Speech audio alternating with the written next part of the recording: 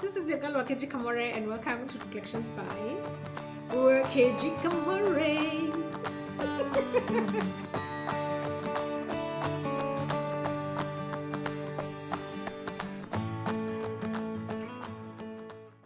Man, anyway, so today we are going to be looking at Psalms chapter 4 or Psalms 4, and this is basically almost like continuing of the fact that David is still running away from his son Absalom. He's still fleeing, guys. He's still fleeing. And I want to first read the title, or whatever is written up there before the chapter begins, before the verses begins. It says, "Answer me when I call." And then it says, "To the choir master with stringed instruments, a psalm of David." So at the beginning of this chapter, of course, we notice that the psalm is addressed to the choir master with stringed instrument, and then also it says who it is that has written this psalm, who is David. So first it's addressed to the choir master, and then it states what instrument to be used when singing this song. So this psalm was specifically meant to be sung at the tabernacle, and David, being the musician or a poet, David was a musician, guys, or a psalmist or a poet, he knew what instrument will pair well with this psalm. And so he's very particular. It's like, this one is for stringed instruments. I mean, others believe that these psalms were addressed to God, as God is is referred to the chief musician, to the choir master in the Bible. And I mean, it's kind of feels a little bit far-fetched, but it's not so hard to see how this psalm could actually be addressed to God, because when you read it, it feels like David is actually addressing God in this psalm. All right, so let's read it. It says, "Answer me when I call, O God of my righteousness. You have given me relief when I was in distress. Be gracious to me and hear my prayer. O men, how long shall my honor be turned into shame? How long will you love vain words and seek after lies? But know that the Lord has set apart the godly for himself.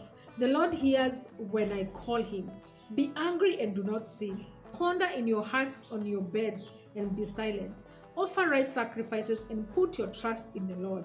There are many who says, who will show us some good? Lift up the light of your face upon us, O Lord. You have put more joy in my heart than they have when their grains and wine abound." Basically, David is saying that the Lord has filled his heart with so much joy that the joy is greater than those that have had a full harvest, which is great. And he says, "In peace I will both lie down and sleep. For you alone, O Lord, make me dwell in safety." That's just basically the book of Psalms chapter 4. So this psalm has a lot to teach us. And so let's start with verse 1, where it says, "Answer me when I call, O God of my righteousness." So David was a sinner. He was an adulterer. He was a murderer. And I mean, if sin is to be measured, honestly, if sin is to be measured, this would be the worst of the sins. And so it makes perfect sense that God is the only one who can make us righteous, that we cannot be sinless enough to make ourselves righteous. God is the source of our righteousness, and David knew this well.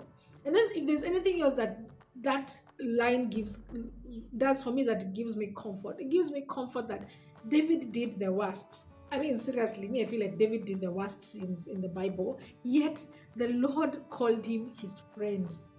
If there's anything else, and I mean, even when God is speaking to Solomon, he says, "Be a good king, be as righteous as your father was." When he's speaking to all the other kings in the book of 1 Kings and 2 Kings, he's literally telling them David is a perfect example, yet he committed such grievous sins. And so if nothing else, that just gives me courage to know that the Lord is the only one who can make me righteous. It is not, I cannot sin less enough for me to be righteous. That righteousness comes from God. My righteousness comes from God.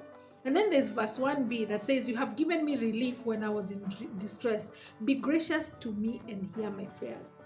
So David recounts that God has helped him and rescued him before, recounting the many times that God has rescued you from distress and and has blessed you before and has answered you before, is very effective in prayer. Not because God reminds needs reminding. God does not need reminding of the things that he has done, but because recounting the blessings of the Lord, recounting the many times that the Lord has removed you from crisis or from a quagmire. I'm using big English. The Lord has removed you from a quagmire. It helps to build your faith in God. So we recount the things that God has done for us. We remind ourselves of days when we were in a worse situation and the Lord came through for us, not because God needs reminding, but because it helps to build our faith. Then then David continues to address the men that are troubling him and slandering his name. That's like Akina Shimei. And he says, how long are you going to keep doing this? Don't you know that the Lord has set me apart for himself? Don't you know that the Lord hears me when I call? In verse 6 and 8, we see the confidence that David has in God. I mean, goodness, David had so much confidence in God that God was going to set him apart, rather had already set him apart. He was confident that God was going to answer him. He was confident that God was going to lift his face upon him. He was confident that God would give him exceeding joy. He was confident that God would give him peace and rest and cause him to be resting even in safety. This makes me wonder, or rather makes me question, do you have that much confidence in God? Do we have that much confidence in God? Do we, in the middle of a storm, believe that, God is going to just come through for us? Do we have an unshakable confidence in God, like we see David having here in this chapter? And this reminds me of Hebrews chapter 11, verse 6, that says that it is impossible to please God without faith. And those that go to God in prayer must believe that first God exists and that he's a rewarder of those who diligently seek him. And I think for me, it is my prayer for us that we would have just as much confidence in God as David had. My prayer for us, or for you and for myself, is that we would have confidence in God.